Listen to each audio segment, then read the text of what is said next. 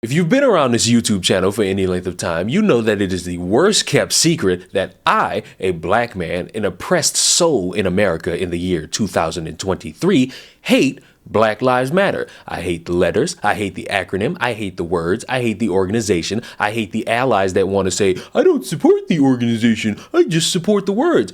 Everything about it, I hate. It is a legacy that will go down based in inconsistencies and propping select dead bodies to make a profit from the mainstream media and a bunch of people who are white that have white guilt because only a select few Black Lives matter and not all the ones that are taken unjustly, because the narrative must be for your life to matter, it has to be at the hands of a white person or a cop. That's it. No other ways that you can actually matter. So when I sit here and I say these things and people agree and people disagree, I hope everyone understands also that even though I hate this organization and I will criticize this organization every chance that it is necessary, I will never put myself in a situation where I will have to owe them money for doing something stupid, which brings me to another point. If you watching this video, I don't care about your political ideologies. I don't care what you think about the world inside. Whatever grievances you have with this world, if you can't critique them honestly and have something that is substantial to bring up in forms of finding a solution or demonstrating more criticisms, shut up. Because if you're going to go the route of doing something stupid, you make yourself and whatever organization or tribal talking point you support look stupid because you wanted to be the person that have all the attention on you and your organization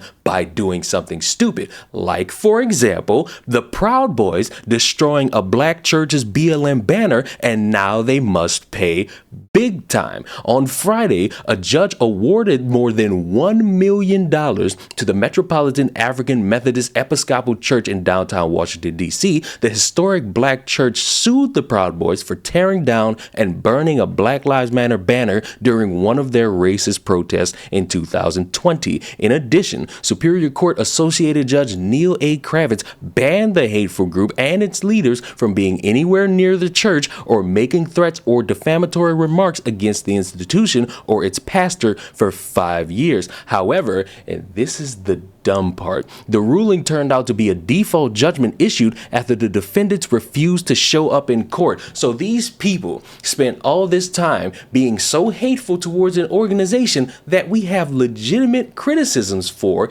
and decided to burn their property and got sued for it. And when it came time to defend themselves, they were nowhere to be found. Do you understand what I mean when I say pick your battles, choose your words wisely, pick when, where, and how you want to execute your layers of criticism? Because when you don't do that, you look stupid. And I'm sorry, you can sit here and you can tell me BLM is this dastardly organization. You can tell me about woke politics. You can tell me about racial ideologies. You can bring up affirmative action being a new talking point that's being discussed right now. But when you sit there and say that, I want you to really think for a second. What does this have to do with a group of people burning property thinking no repercussions are going to come from it? I'm sorry, but the long paragraphs you might think of, anything you might try to bring up to debunk what I'm saying is not going to help or distract from the fact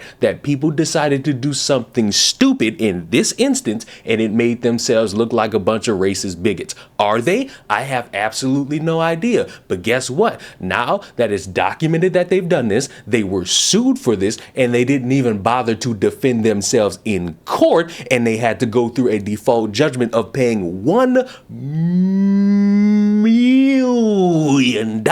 I'm sorry, but they look very stupid for doing that. And I'll say it again. I hate BLM. I will never support BLM. I don't even like the letters B, L, or M anymore because of this organization. Why? Because, once again, I find it really odd how we somehow decided which black lives seem to matter, and even though it's only a handful, we're going to prop those dead bodies up and say, you must care about all black lives, even though there are black people who don't care about black lives because black on black crime is a thing, but you can't talk about that because it's a conservative talking point, which which negates the whole concept of Black Lives Mattering, because I thought the entire concept was to care about Black lives that were taken unjustly from us, from families, from mothers, from fathers, from aunties. But no, it only matters when it's a white person that takes the Black life. And even with all those valid criticisms I have, I will still sit here and say, do not touch their property. Do not vandalize it. Do not burn it. Do not steal it. Why? Because whatever point you're trying to make, you failed, because now you sit there having to pay $1 million,